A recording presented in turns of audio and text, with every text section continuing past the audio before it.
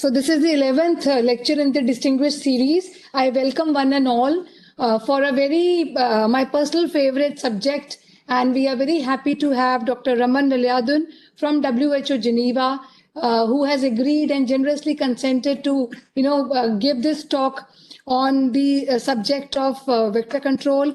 And he's going to talk about global vector control response. And Sachin will read more detail about him, but from the personal side, it's been some years now that we have interacted, and it's always a very, very wonderful, scientifically enriching, and giving a different perspective from the for the vector-borne diseases. And I'm coming from public health background. He's coming from the vector control side, but we always find convergence in our common goal and common aim of controlling of vector-borne diseases. So we are very happy to have him here for this lecture. And I would like to inform everyone that this lecture is, as Sachin informed, that this is recorded and will be available on the MERA-India website. And Sir will share his perspective on very important aspect of maybe all the vector-borne disease control program from the vector control perspective. So not to take more time here, thank you again, sir, once again for agreeing to do this for us. We are looking forward to your lecture. Over to Sachin. Hi, good afternoon, everyone. And I would like to thank you, Dr. Raman, for agreeing for this wonderful lecture. And this is, I think, the first lecture from somebody from WHO. And Dr. Raman is a well-known name and very established scientist. So before we start, I would like to, give a brief introduction of him. Dr. Raman is a PhD at present, head Veterinary Public Health Vector Control and Environment Unit, Department of Control of Neglected Tropical Disease of WHO Geneva. He is the global focal point for dengue prevention and control, integrated vector management, and coordinates other arboviral vector-borne disease control activities at WHO. In his present assignment, he also supports the Secretariat for Vector Control Advisory Group. He is also a recipient of WHO DG's Reward for Excellence in 2017 as a member of Zika Incidence Management Team. He joined WHO in 1989 and has worked on Solomon Island, Fiji, and Philippines. His expertise includes malaria control, filariasis elimination, and control of soil-transmitted helminths and schistosomiasis. Before joining WHO, Dr. Raman worked for the Government of India at ICMR VCRC Pondicherry WHO Collaborating Center, where his primary responsibilities included evaluation of insecticides and teaching master's degree students in medical entomology. He has also undertaken in-service training in tropical epidemiology. He has over 45 peer-reviewed publications and steered the department of several document and guidelines for WHO. This includes the dengue guidelines, the global strategy for prevention and control of dengue 2012 to 2020, the handbook on integrated vector management, the global vector control response, and global arboviral initiative. So with this brief introduction, I invite Dr. Raman to start his talk. Sir, all yours. Thank you so much. So first of all, I wish to thank the organizing team, Dr. Manjurahi and Dr. Sharma, and all the colleagues in NIMR for giving me this opportunity. It is really a privilege and a pleasure to be with all of you today. So my talk is basically to touch on global vector control response, and I have given it a title as the last window of opportunity for vector control, because for vector control, it is very challenging in a medical world, especially within WHO sphere. You can imagine the number of diseases we are dealing with, the huge pandemic, which has taken a huge toll on our staff work. So to get a policy recommendation from the World Health Assembly endorsed by every Minister of Health is really unique. And this is one such event which happened in 2017. And this was mainly because our previous Director General during the Zika crisis, she really made this statement that the failure of vector control is basically due to a massive drop in interest in the area, and this has paid very badly in the terms of the Zika crisis. So basically, vector control and vector-borne disease was really top on the global agenda in the 80s and 70s and 80s, but then the interest waned. And then the result is we had to declare a public health emergency for Zika in 2016-17. So she made this statement in the World Health Assembly. The member countries then urged WHO to develop a global strategy, and we did a lot of consultation. The strategy was discussed at every regional level. And as you can see, the global burden of vector-borne disease is approximately 17% of all communicable diseases. And even today, over 700 deaths are caused by vector-borne diseases. So this basically tells you the burden, and you can see, and we are constantly updating the burden as more data comes alive. So today, almost 80% of the world population is at risk of vector-borne diseases. And this is clearly shown in this map, and we are still updating this map. And as I can say that no continent is really free of vector-borne diseases, and this is growing by the day. And the major success, we can always say there's a lot of success in vector control. And one of them is definitely malaria. And as you all know, that almost 70% of success of malaria in Africa since 2000 is attributed to vector control. And actually it is around 79. If you calculate that 69% is attributed to mosquito nets and 10% to residual spraying. So this really shows vector control does work if implemented well, funded well, and managed well. There are challenges for vector-borne diseases and vector control in general. So there is systematic, basically insufficient capacity, structural points, the lack of evidence, environmental problems. We will touch on all these as we move along. The movement of humans as well as goods, and of course, the political and financial crisis, and there is also ethical issues which creeps in now. But there are opportunities too. So the opportunities include, we are beginning as the GVCR is basically a great recognition for vector control and vector-borne diseases, and it is time that we capitalize on it. We need to build on the success of malaria, onco, as well as lymphatic filariasis elimination to really strengthen other vector-borne diseases and work across. We can realign with multiple vectors, collaborate with existing networks, adapt and be flexible. We have innovative tools and new tools coming in, which I will discuss today. There is a lot of technological advancement in terms of data collection, planning and implementation. And what I have shown in this slide is actually the Sustainable Development Goal of the UN. There are more than 17 of them. And you can see that these many goals are very well aligned with vector control. So you can align it with, of course, goal number 3, which is for health, clean water and sanitation. Number 6, sustainable cities. We'll touch on that. Climate change, partnership, and of course, most of the vector-borne disease is linked to poverty. So as I said, it is 17% of communicable disease, affects mostly the poor people. It impedes development and economic growth. There is loss of productivity, and also it impacts on tourism. It also has social and demographic factors. And of course, vector control, as you all know, if it is well implemented, as I said in the case of malaria, it has contributed greatly for the success of the program. And we have success in onchocerciasis, which is river blindness. A large part of Africa is free of it now because of sustained vector control. And Chagas disease also has made good progress in South America. So if implemented properly, with proper strengthening of resources as well as planning, it can succeed.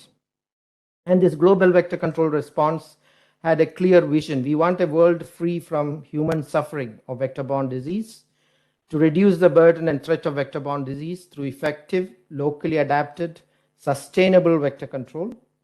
And we have certain milestones. And the milestones were basically to reduce mortality by at least 30% by 2020, 50% by 2025, and 75% by 2030. Reduce cases 25% by 2020, 40% by 25, and hopefully 60% by 2030. And of course, this goal is quite ambitious, aligned with the Sustainable Development Goal of the UN, is to prevent epidemics of vector-borne disease. And this is again a work in progress. So we have very simple goals. Are we on track? Frankly, not yet. It is very difficult to measure right now. There is very little gain. As you know, that malaria control itself has plateaued all over the world. Resource crunch is hitting many programs. And so we really can't claim any success at the moment. But reducing incidence in some disease, yes, it is happening, but we still have a lot to do. So it is really a challenging targets.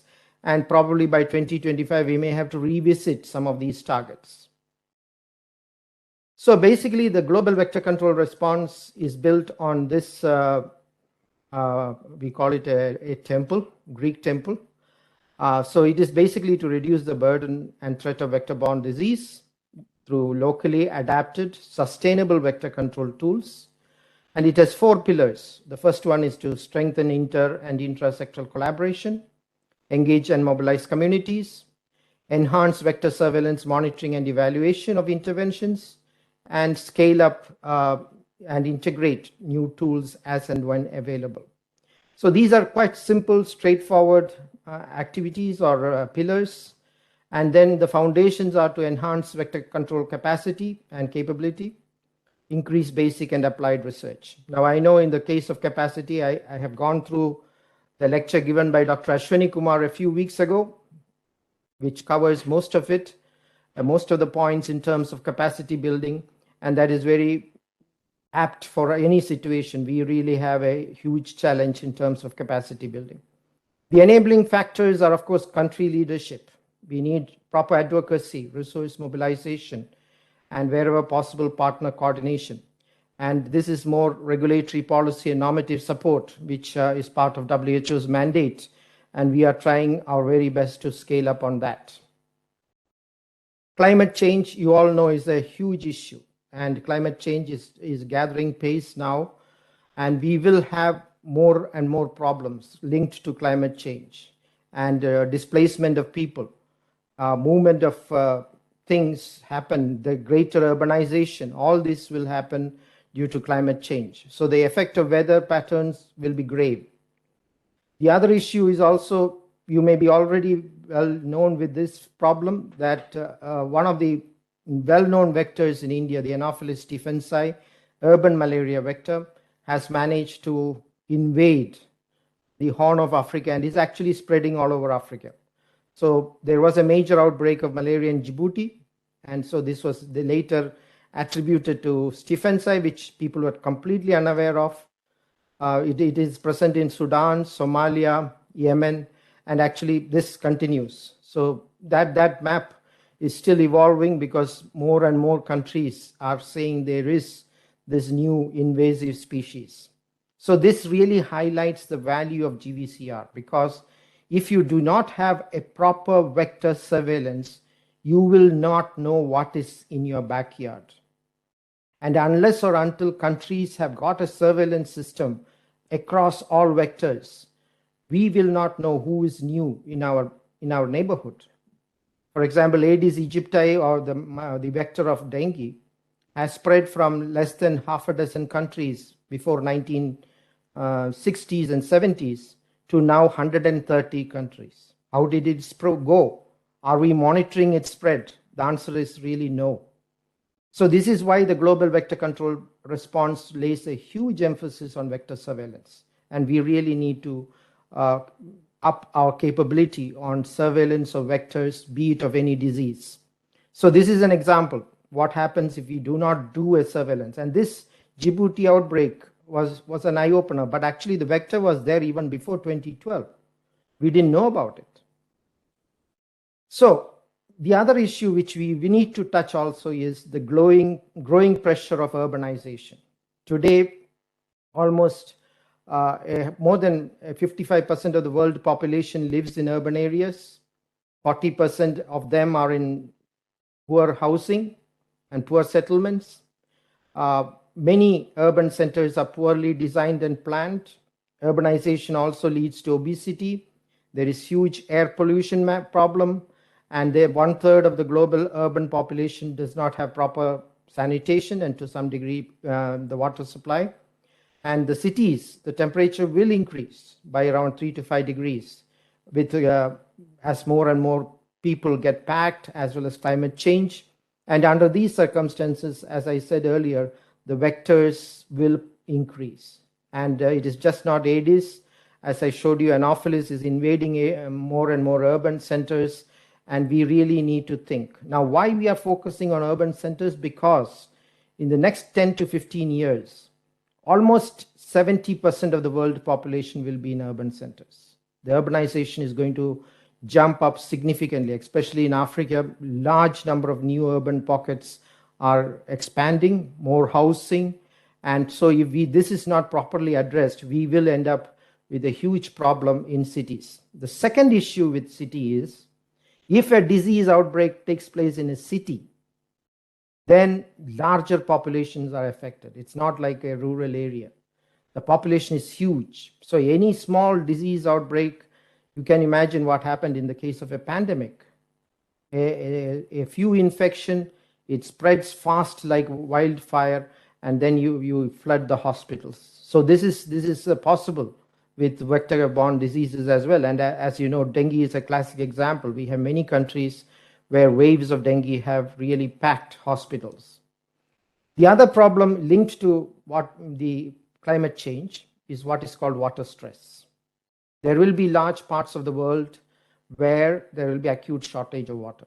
And I'm speaking from the point in India, we are not strangers to it. There was a complete lack of water in one city in South Africa about 5 years ago. And this photo at the corner is actually a train which carried water to Chennai. And I know very well what it was, because I do visit Chennai very often. So we really know what a water crisis is. And this is going to get worse. Now, why I'm talking about this is there will be storage of water. There will be habits in population where they will try to put water everywhere to keep it safe for future use. And this provides more breeding site, especially for urban vectors. And we really need to be on guard with this. And this I have seen in Sudan, where erratic water supply under hot conditions, there was a major dengue outbreak in spite of that. So these are changes we need to be aware of. The other topic which I really want to touch also is on the Vector Control Advisory Group, which deals with innovative tools. So this is as part of Global Vector Control Response, the Pillar 4 is actually to promote innovation and to integrate new tools wherever possible. So WHO in 2013 established this group called Vector Control Advisory Group, basically for, it's an independent group. It covers all the vector-borne diseases. It provides guidance to product developers, basically on data requirement. We have experts on study design, how many trials are needed to generate evidence and assess the public health value of these new vector control tools. And actually, 3 departments, the neglected tropical disease, malaria program, and pre-qualification team are involved in it. So the real mandate of Vector Control Advisory Group is to assess public health value. What does it mean? It really means that we need a tool which not only kills the vector, but needs an impact on the disease. And this is challenging, because when you gather epidemiology data, it calls for rigorous monitoring, and the trial has to be well powered, unbiased. And so this is the main job of VCAG. We are providing advice. The committee provides advice to any group which comes to VCAG with a new innovative tool, and the public health value is basically defined as a proven protective efficacy to reduce or prevent infection and or disease in human. And at the same time, so there is a lot of applications coming to it, and we guide the applicants right through. Now, what happens after this? It is quite interesting, because we have a new pathway within WHO. So if it is a tool which has a WHO policy, for example, you are bringing a new compound or a new insecticide, which is a residual spray, and the residual sprays have a recommendation already, indoor residual spray. So in that case, if it's an indoor residual spray for malaria and it has a WHO policy recommendation, then it goes for pre-qualification, which is to look at its safety, efficacy, and quality of the product. So these are the three criteria the PQ team assesses through their assessors. Now, if it is a new tool, a completely new tool like Gene Drive, Wolbachia, a new net, then this doesn't have a WHO policy. So in that case, it goes to VCAG, and VCAG has to recommend, it should make sure that the trial is properly done, and it has to confirm its public health value. And that leads to guidance on policy development. Now, basically, the WHO recommendation leading to guideline development takes a bit of time because we really have to carry out a full systematic review, more or less a Cochrane review. Right now, we are employing only Cochrane teams, and this Cochrane review is then graded, and the grading dictates the level of recommendation which you see in WHO documents. So the malaria guideline document is the most up to date. They have several committees working on it. The dengue one is a work in progress. We will have an update by end of this year. And then if there is this new product has a policy recommendation and it is also pre-qualified, then the product is not only listed in the PQ team, but also it will have a recommendation of WHO. We also, in terms of study design, we have given guidance. We really need a good design, preferably randomized and controlled studies. These are the best. Of course, randomized controlled trials, which is a little larger, will be the best as the gold standard. But we are flexible. The VCAG is flexible to accommodate other randomized studies as well with controlled studies. So we are still working towards more guidance on what alternative designs can be accommodated in terms of trials. There are several products under VCAG purview. This includes vector traps, transgenics and sterile insect technique, spatial repellents, house modification, and of course bed nets, mainly, and residual spray for malaria. So we have created 11 new intervention types.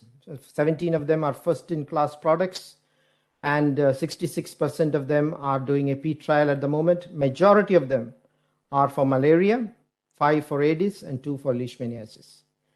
So looking at the new tools for malaria in particular, just to give you a broad outline, we have insecticide-treated nets coming through with mixtures or combinations. So we have nets which are pyrethroid plus non-pyrethroid insecticide, pyrethroid with an insect growth regulator, pyrethroid with a PBO. All these three are currently having recommendation, and they are undergoing more studies to strengthen the recommendation base. So basically, we would like 2 randomized trials, and most of them are nearly complete. So we will have an update by the end of this year with a stronger recommendation for these 3 groups of nets. And these nets work primarily in areas of vector resistance to pyrethroid alone. The other one, the non-pyrethroid insecticide net, hasn't taken off yet. They had preliminary discussion. We are still working with them to see whether they will move forward. There are other products in the pipeline which hasn't come to VCAG yet, but we know there are new insecticides also being developed, which may come later by 23 or 24. The other compound or intervention is spatial repellents. These are devices with volatile chemicals, which really repels mosquitoes, and these are transfluthrin-based passive emanators. The chemical may change, but these passive emanators have been undergoing field trial for both malaria and dengue, and they have completed 1 trial each, and they are carrying out their second trial now, mainly for malaria at the moment. The dengue study will start hopefully next year, the second study. The other one, the third product, is the attractive targeted sugar bait. Now, this is a tool which is being developed mainly in Israel. It is attracted sugar bait, which basically has bait stations. And as you know, mosquitoes do feed on sugar during the interval between blood meals. So we are capitalizing this opportunity, and it is mainly it also helps in controlling outdoor transmission. But again, this is currently undergoing field trial. We don't have evidence yet. Moving on to the genetic manipulation, there is the gene drive, which is basically aiming at population reduction. And currently the studies are mainly on Anopheles gambiae. Studies are being planned. There are laboratory level studies being done. There is population alteration mainly for Stephensii, which basically based again on gene, they alter the capacity of the mosquito to transmit the virus. To transmit the parasite, Falciparum and vivax. And this is also very much on the drawing board and lab studies. There is also systemic insecticide or endectocide, which is basically the role of ivermectin in malaria control. Now, this is a drug used a lot in neglected tropical diseases, but ivermectin, a slow release, has a potential. If you take the tablet and it is there in your blood, and if the mosquito feeds on you, the mosquito dies. And this is a phenomenon we have noted even for sandflies and others. So this endectocide study is also is in progress, one study, but there's still a few more studies which they are planning because the evidence base is still not strong enough.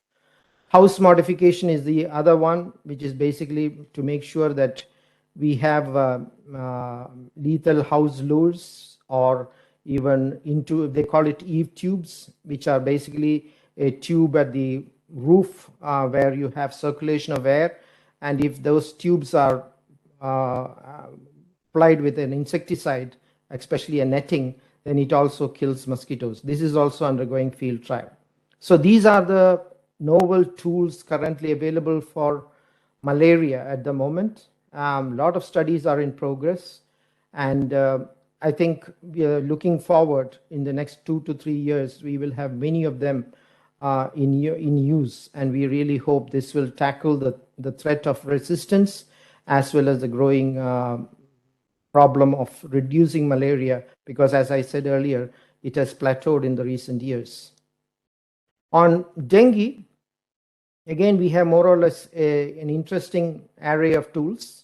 The spatial repellent, as I said in the beginning, they are doing studies both on malaria and dengue.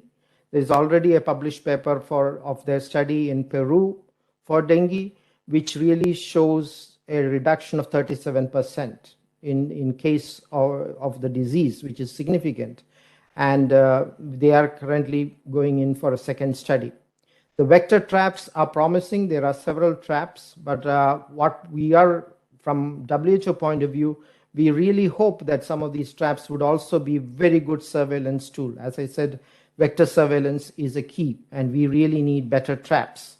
And there are several traps. There is auto-disseminational trap, as well as the ones with gravity traps for dengue. So there are several of them currently available, but they are undergoing some studies, not large scale, but they are also trying to strengthen their evidence base to prove that it is effective in reducing transmission.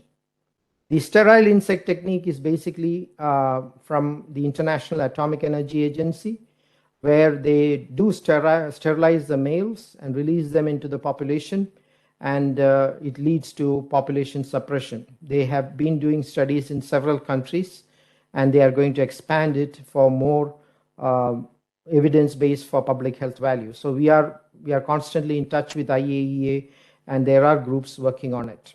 The last one is the Wolbachia-based studies, which many of you would have heard.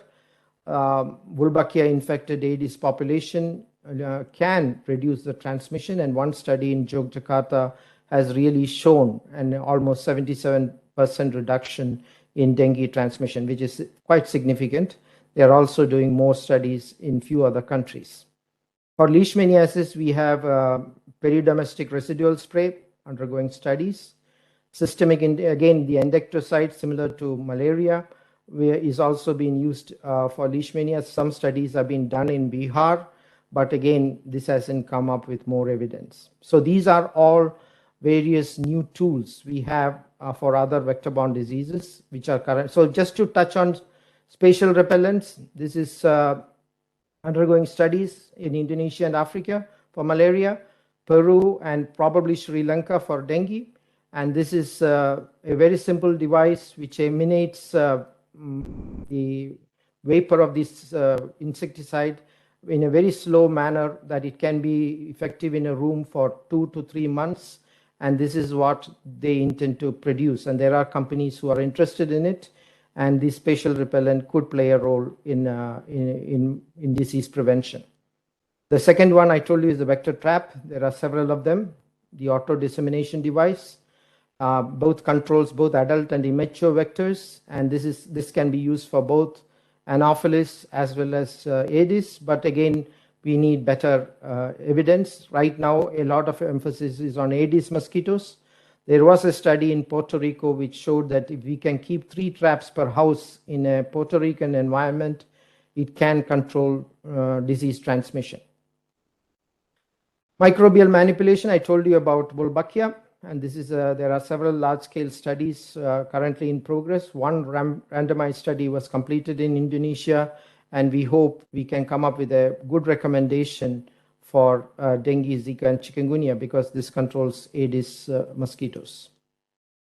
Gene drive, as I told you, just to touch on, is genetically modified mosquitoes is a novel approach. The product will consist of genetic construct, targeting sequences involved in the mosquito's production or survival. So there are gene drives which will lead to complete population collapse, as well as there are gene drives which will alter the genetic mechanism in the mosquito so that the parasite doesn't develop. So the deployment of the product is expected to contribute to long-term goals of reducing malaria transmission, and it is complementary to existing tools. So gene drive is gathering pace. As I told you, the work is focused on Anopheles gambiae and Anopheles stephensi at the moment, and we hope to hear more evidence on its deployment. So the GVCR in general, the Global Vector Control Response, last year we had to, or rather this year, 2022, in the World Health Assembly, we had to report the progress. So there is a good progress. Some of the priority activities were done, 56, I mean, we did a survey, and the results indicate that some activities are on track. Example, vector control strategic plan in countries. A few countries have really surpassed in terms of developing strategies. However, the targets were not reached in terms of training, or basically the capacity building. Multi-sectoral task force, national research agenda for vector control, those things fell short of our 2020 target. So we are trying to encourage countries to scale up activities on this. Overall, the priority activities are feasible. The global vector control response is very flexible. It works across diseases, and this will help in getting most of our disrupted programs caused by COVID back on. And this is again a work in progress. I really want to use this slide to summarize what is our challenge and what are the possible solutions. So first of all, one challenge which even previous speakers had discussed that in some of your seminars, it is the resources. So you are talking of human resource, funds, and logistics. And here we need training, of course, funds, and the most important one is a career pathway.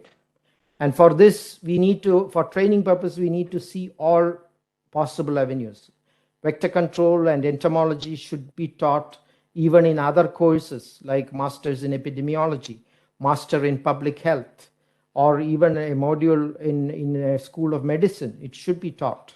And we really need to push that so that we have greater hands who knows the job and the basic principles. So this is a by promoting just vector control courses alone, we are not going to meet the global demand. We need to promote vector control and entomology across various courses wherever feasible. The other thing is we need greater partnership because funding is always a challenge. We need to draw on private sector if possible, or other donors, but a partnership and working together helps to utilize the resources well. And of course, the career pathway is the most important one, because I really hope that countries and governments would allow entomologists or vector control experts to rise up the ladder.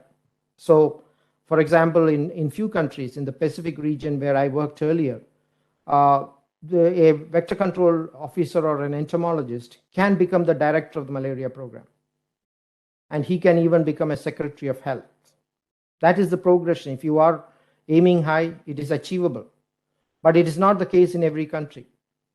Even within WHO, even our senior posts, we have done our best. Now, even at our director's level, an entomologist or a vector control person can become a director. It was not the case a few years ago. So we really need such changes to occur, a policy change leading to a career pathway so that students are more attracted to this job. And it is a great job, to be honest. It's a fantastic field work.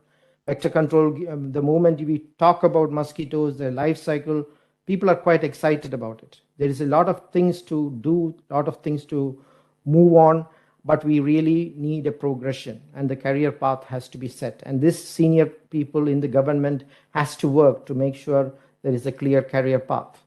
Coverage of interventions, we need to make sure that the coverage is high, be it any intervention for that matter. It has to be targeted in in the hotspots. We have to systematically scale up because resources are limited, so we need a better deployment. Resistance management. Now, we all talk about resistance management for Anopheles, resistance management for Aedes, but we really need to work together. For example, in one country, we were asked to do a resistance management plan. And in that place, we really had 3 diseases. We had leishmaniasis, dengue, and malaria. But the 3 programs were using 3 different, chemicals at times, so leading to cross resistance. So we really need resistance monitoring to be planned across disease vectors so that there should not be development of cross resistance, because if the malaria vector is resistant to pyrethroid, and if the leishmaniasis program is spraying pyrethroid in the same area, we are creating the problem, making the problem worse. So we really need to plan across disease vectors, and resistance management needs a proper planning and managing the whole issue, because resistance is growing very fast and we need to control it. Climate change, as I said, is a bit unpredictable event, but we really have to build resilience to it, and again capacity building, so that any eventuality we must be able to face it. Community involvement is that any tool we use needs ownership, better care, and we have to utilize the social media and also monitor it properly so that the people get the right message at the right time. As I said, urbanization is a challenge. We have to work across sectors, and in an urban area, usually the Ministry of Health is not the dominant ministry. It will be the city council, and we have to work with them, and this is working across various sectors. We also, as I said earlier, we need to be aware that there could be other vectors, the secondary vector, invasive species which might threaten us, and we really need to strengthen vector surveillance and control for that. Basically, an integrated surveillance would be appropriate. So with that, I end my talk. Thank you very much again for giving me this opportunity.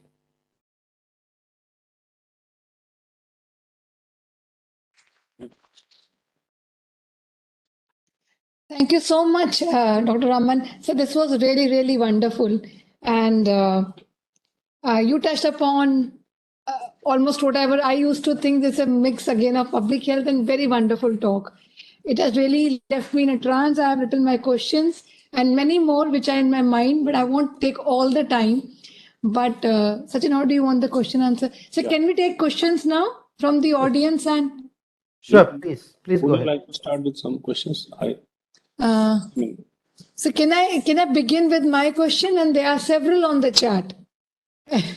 I'm not able to see the chat. I'm trying to see the chat. No, no, sir. We will tell the questions. Okay, I go just ahead, please. Yes, sir. So my first question: why did you name your talk as last window of opportunity? Well, as I said in the beginning, for vector control and entomologists to get a resolution passed by the World Health Assembly is not easy. And today we have GVCR, which lays the foundation for it. And it is a recommendation from the World Health Assembly valid till 2030. So we have to capitalize on it. If I remember correctly, the previous resolution on vector control maybe in the 70s in WHO. It is not easy to get the full interest of all ministers of health from 195 countries to endorse this resolution on vector control. But I think the Zika really raised the fear in the people. And that led to this resolution, because now even Europe is threatened. Right now there is transmission of dengue happening right here in France, just in the neighborhood. And so it just shows that countries are becoming a bit aware. And this is the challenge we face. As an entomologist, we have several competing issues in health. Even for a simple matter, we know very well that non-communicable disease has overtaken communicable disease in terms of demand. So under that stiff competition, GVCR is really the last window for us for at least till 2030. Absolutely, sir. And maybe it's aligning for the goals of elimination we have for several diseases. Yeah. So vector control will take us through. So my next question, and I'll not take much time. So you have shown an array of vector control tools. Some of them, and I mean, you want to touch upon the major ones. You have ATSB, you have insecticides like Ivermectin, and you showed others. And so WHO being a guidance body, and you're giving guidance to the country, which have their national programs in place, they have their vector control tools in place. It's a country like India and other developing countries, I'm sure, switching policies may not be so swift as soon as the evidence comes. As a country, we do look up to WHO as an authority where you say it's pre-qualified and it's approved by WHO. We will readily accept it with some, of course, country-based trials. But even then, switching the policies or changing policy and adopting a new tool like, say, Ivermectin, won't be very simple and very swift and quick. And looking at the targets of elimination we have, especially for malaria 2030, and lymphatic filariasis, we have shifted to 2030, Kala Azar, like visceral leishmaniasis, we keep on saying like 2023 or next. Sir, how do you see this? Is there a disconnect in the sense our readiness to respond to newer evidence and changes in the policy by the country? Well, this is the advantage of the Vector Control Advisory Group. We have the reports available on the website.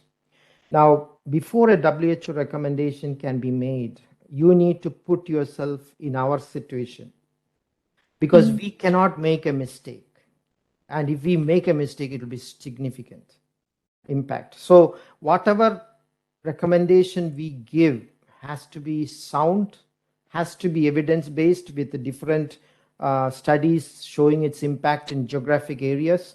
So for example, if you take a tool, it should be effective in Asia, Africa, and preferably in Latin America. Then only we can really come up with a reasonable evidence. And so this is the challenge we face on our end. Because if a tool fails, the minister will come back to us and say, why did you recommend this? So if you read the VCAG reports, and VCAG, it keeps you abreast with the new trends. It allows countries to take their own initiative. You can carry out your own studies and see whether new data can be generated. And it also helps us indirectly. So it is like we have to think vector control now almost like a drug or a vaccine. And this is exactly where WHO moved the evaluation to pre-qualification, because for a drug, it is the same situation. A drug is studied in several sites. Several studies are done for a drug, and these are randomized studies. And then all this data is pooled together. Even for the COVID vaccine, you know how much studies were generated and what data was collected.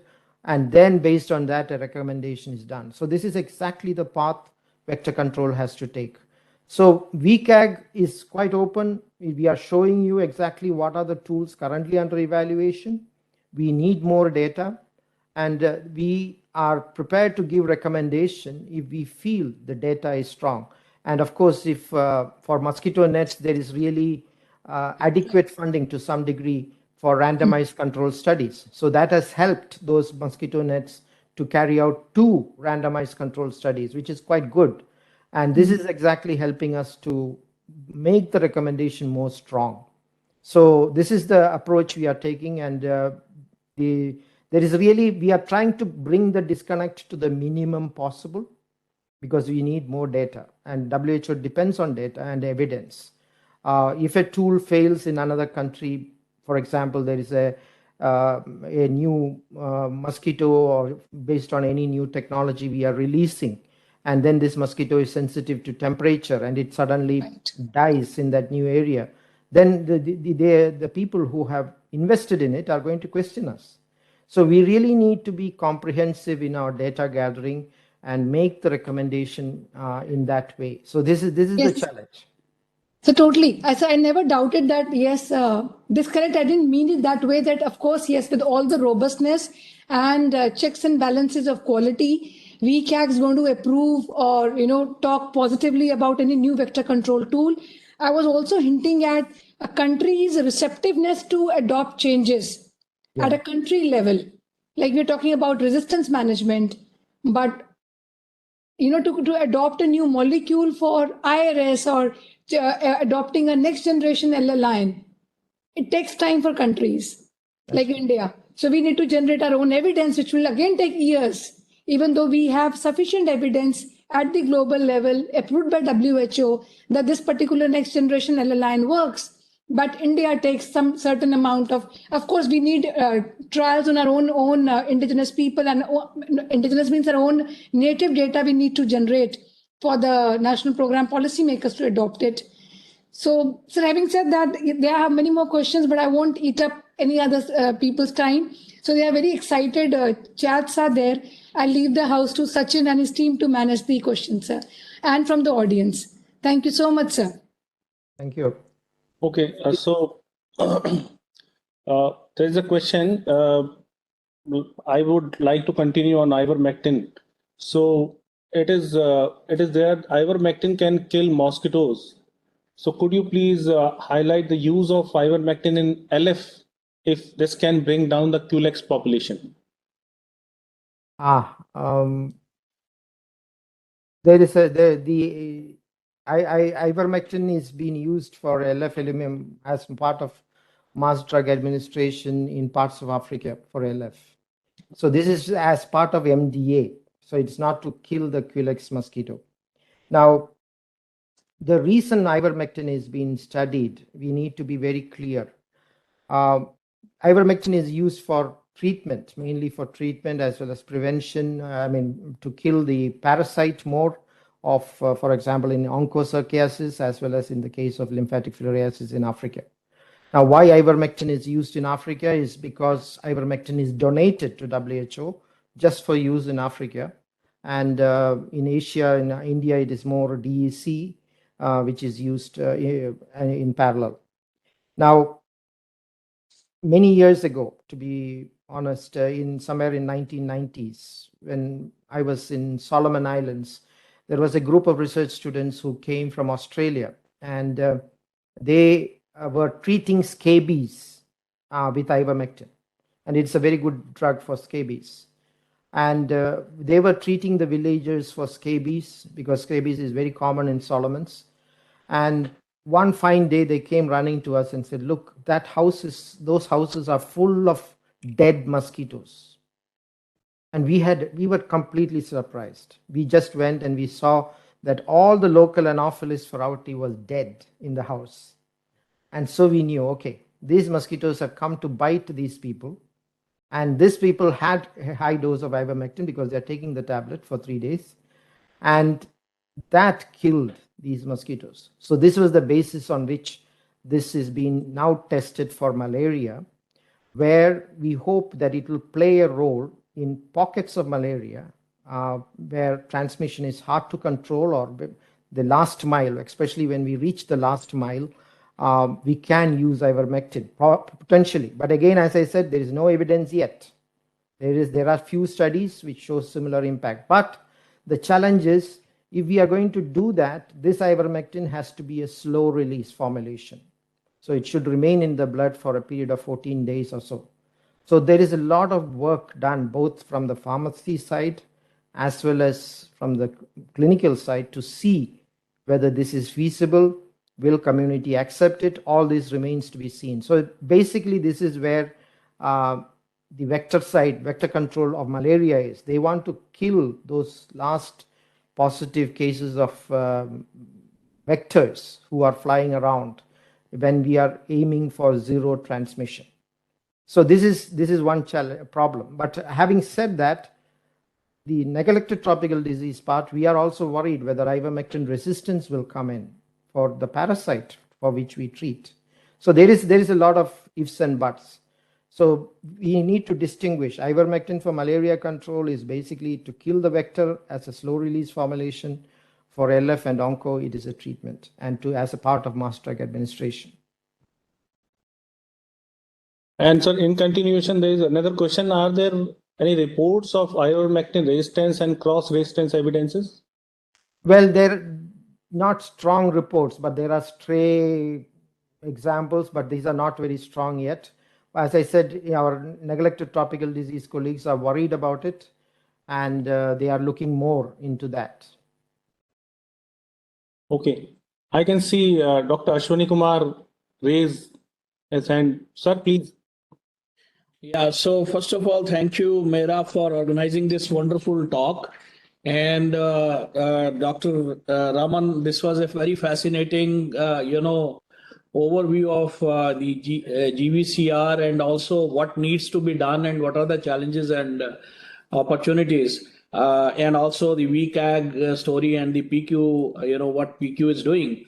My question is that basically, WHO advocates IVM to be implemented as the main strategy for vector control.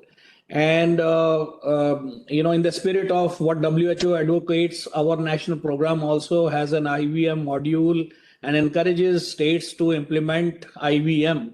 But when you see at the ground level, we do not see the IVM in true spirit. And I think that needs to be really disseminated, because quite often in a particular place, you have multiple diseases being transmitted, and many tools that are used for one disease may also be applicable for other vectors also. So I think this needs to be disseminated.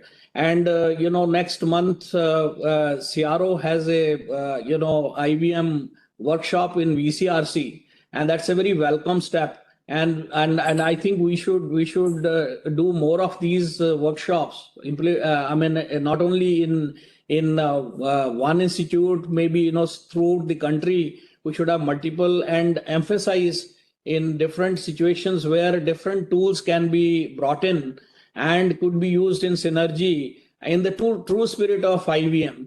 And again, the problem is that in many of these states, we lack entomologists, which we have been talking about, because then who will implement these strategies on the ground is also another question. So I think we need to fix multiple problems here in order to, really bring focus on vector control. And because, in LF, for example, we are eliminating LF. We do not have vector control in LF space at all. We are only depending on MDA. And in case of VL also, it's a very marginal, I think, use of insecticides. And of course, malaria, we depend on LLANs and IRS primarily, and that's playing critical role in bringing down transmission. So what my question is that we need to fix number of problems, including the manpower problem and the training issues, and also enabling the program and bringing more and more tools which can be applied simultaneously in select situations, so that there is a true spirit of integration of vector control tools for the control of vectors, sustainable control of vectors. Thank you. Thank you, Dr. Ashwini. I completely agree with you. But the fundamental change we really need is the very wording, IVM, integrated vector management. We really need to promote it in a much more simplistic way. Now, many critics of IVM say, oh, we have done IVC for a long time, integrated vector control. There is a difference here. The difference is the word M, or the letter M, management. Because today, from an entomologist cannot be pure entomologist or a vector control expert. You need to learn the art of managing as you go up the ladder. You have to manage your staff. You have to manage your time. You have to manage your resources. And this is where IVM comes in. Suppose you talk to your counterpart across disease. We can share resources. You can use the same insecticide monitoring kit for sandfly, mosquitoes, name it. It's only the discriminating dosage may differ, but the kit is the same. You can use the same dipper. There is a lot of potential to work together. And this is where we need to practice proper management. And even the resource of human resource also can be overcome if we manage better. Now, the story I told you it's not a false story. I was challenged in a country, I don't want to name the country, where they had these 3 diseases, but they don't talk to each other. And each one is spraying different chemical, causing a lot of cross resistance. So at a national level, they had to come together, sit and say, okay, what are we going to plan?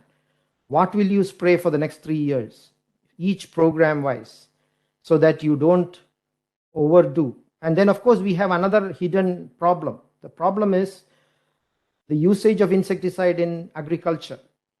They have a bearing on vector control as well, because if agriculture people don't cooperate and there's a lot of a particular class of insecticide in the environment, again, it creates resistance. So here, the management is the key word. We are not talking of integrating controls or anything, but we need to manage them better across diseases, across sectors, if it is agriculture is involved.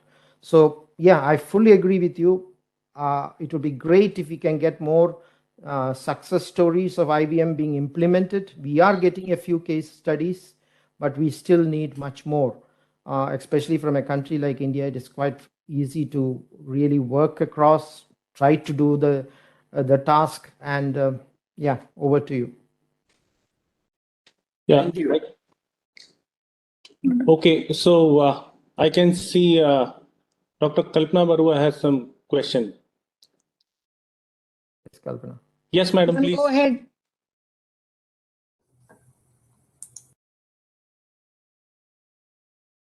You unmuted. She can unmute. Yeah, thank you. Dr. Raman, yeah, thank you very much. I could not stop myself from listening to you. It is always informative. It is very, it's a great pleasure to listen to you. You bring about all those global issues together and updates, no? And as I have said in my chat box also, I have shared with all the entomologists so that they can also listen to you. And let me update you a little bit about what is happening in India. You know, after GBCR, we have taken up this MBCR. We have MBCR in the country. And recently, we have updated our integrated vector management this manual also in 2022 April. Dr. Manju, I have, I think Dr. Raman is there.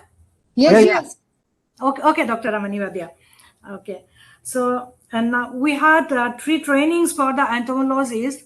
So already we, this year, we have 3 batches of entomologists have been trained from the municipal corporation, from entomological zone, some from the district level, then zonal level, state level, and the regional level, also from the national level as well. And we are planning few more. And we have now, you know, our 72 zone entomological zone. Now it is 110, and we are trying to expand it to 200 plus. And BMGF is supporting for one project. It is in a demonstrational project. Initially, it was for these VL alone.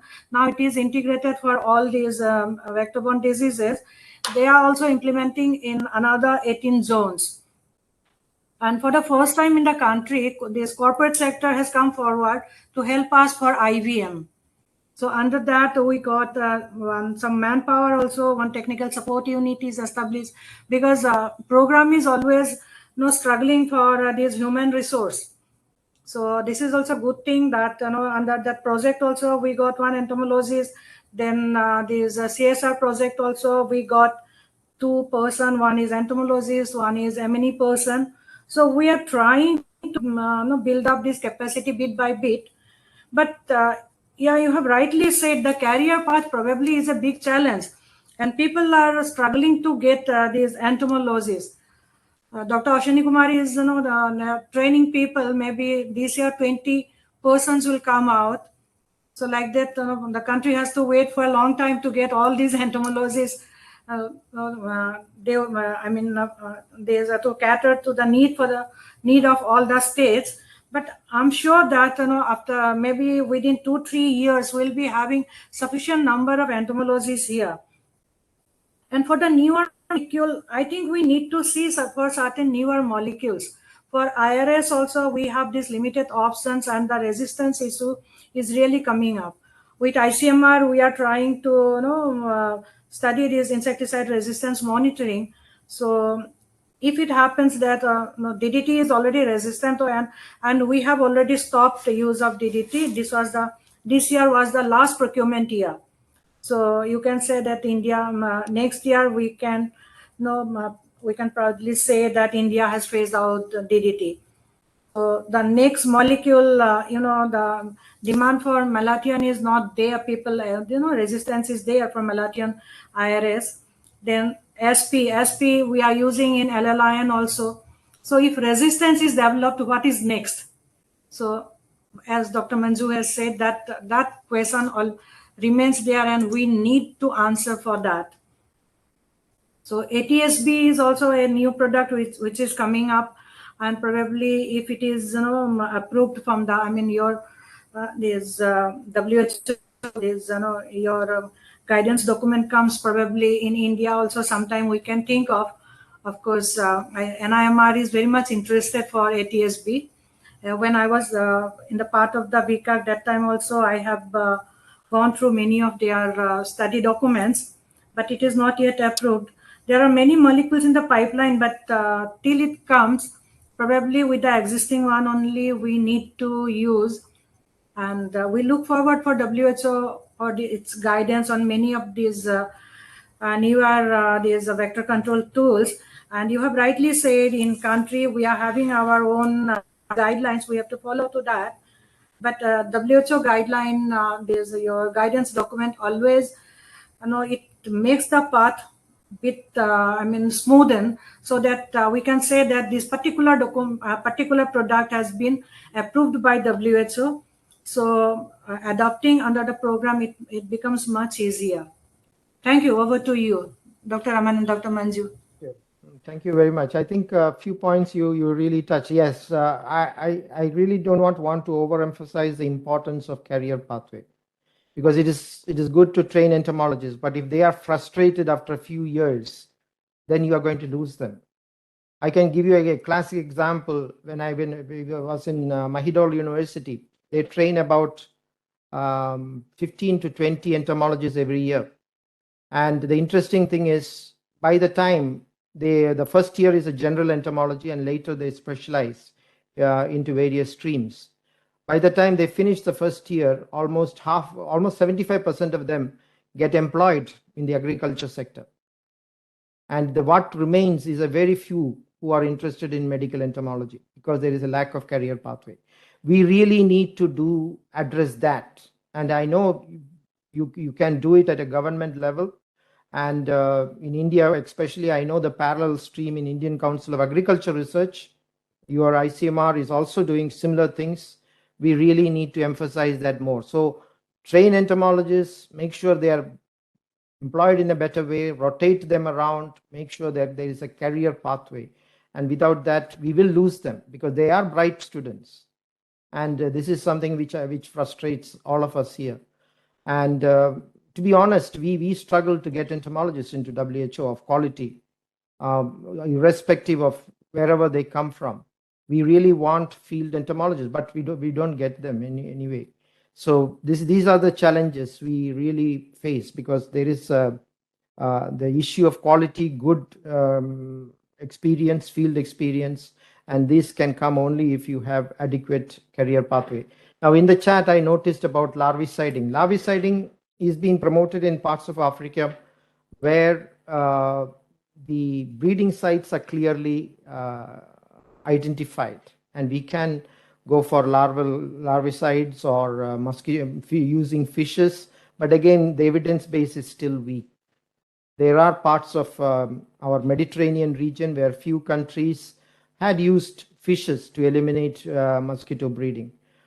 It is feasible, but again, we really need better evidence. We don't have strong evidence. Unfortunately, today, most of our recommendations are based on good quality evidence, and this is what we lack. And we would love to get more data on using fishes or larvivorous fishes or larviciding for developing a recommendation. So as I said, it is used in malaria control in some parts of Africa where there are studies still in progress. On ATSB, I told you that there is a trial going on, mainly focusing on malaria. But the manufacturer of ATSB at this stage has a lot of challenges, especially in its transportation, the cost and things like that, which has to be addressed. They are looking into all that because at the end of the day, countries need a cost-effective technology. So this is something, a lot of work is being done. There is a lot of donors also involved in it. So we hope better evidence will come, and ATSB could be a very good answer for outdoor transmission of malaria to be controlled, and we will see how it goes. Okay. So if you permit, can we take one or two more questions, or? Please go ahead. I'm free. Yeah. Okay.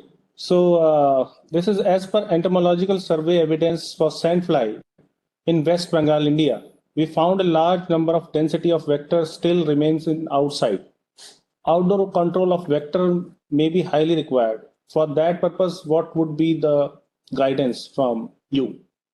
Well, please, it is. I have to be careful. I should say that I'm not giving a WHO guidance here, but on a personal level, I can say that we really need traps. To be honest, we need you need to devise traps which can capture some of these sandflies, and some of these ATSB-like technology could help. But again, we need research on this. There is a lot of potential. Now, ATSB has really opened our eyes to a new field, because we never thought that mosquitoes need sugar feeding in between blood meal. We knew that the male mosquito or a male of an insect does feed on nectar. So we really need to see. For sandfly, it is a challenging question, but I think sandflies are weak flyers. If we can attract and kill them, it will work. But we need to devise a method for that. So trapping is probably one solution to it. And it has been a major challenge for us. The VL part, the visceral leishmaniasis in Bihar, at least by spraying and using maybe a little bit of mosquito nets, is coming under control. We are seeing positive impact of it. But we have greater challenge in cutaneous leishmaniasis in other countries. Mm-hmm. So it is a huge issue. Sandfly is a pretty difficult insect to deal with. So we really need, this is a research question, to be honest. We need more research on it. So I want a small question in the same vein. For malaria control, traps are vector surveillance tool, or it can be vector control tool? Well, I think when we reach the last mile, especially for elimination purposes, vector surveillance would be needed. And we need to see and probably detect the parasite in the vector with more molecular techniques. Now, this is something we really need to think now. For example, just give you an idea. We are going to have a period of what is called post-COVID. COVID is coming to an end. The pandemic is slowly waning out, I though know. we can't say for sure. But the post-COVID period, what we are going to end up is, in every country, you have so many PCR machines. A lot of PCR machines have been distributed all over the world. How can we use these machines? Can they be converted for molecular analysis? And this is something we are working right now for viral diseases, because the PCR machine, the company manufacturers have told that by changing the protocol and the little bit of reagent, the same PCR can detect dengue, chikungunya, or Zika. And it can be used for other diseases as well. Even PCR for confirmation of malaria is possible. But think about PCR for entomology. I mean, can we pool mosquitoes? Yes. And So I think, these sir, are things. These are things we need to finalize. And actually, Raman, we have been Dr. talking Ashwini would about want to come here. Dr. Raman, we have been talking about it that, now we have more than 3,000 laboratories, and we are developing a, multiplex PCR. It's in quite an advanced stage in VCRC, so that we can have a comprehensive surveillance of multiple vectors and parasites in them. And you leverage the availability of about 3,000 RT-PCR laboratories, facilities, and tag it with medical colleges, or we are trying to make a sort of framework. It is an early stage, but we will soon come out with a sort of proposal to the government on the similar lines as you mentioned. We have been talking about it earlier. Thank you.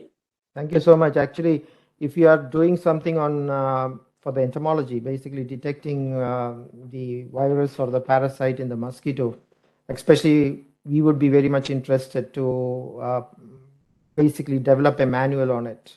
Sure. And this is something our countries have demanded from us.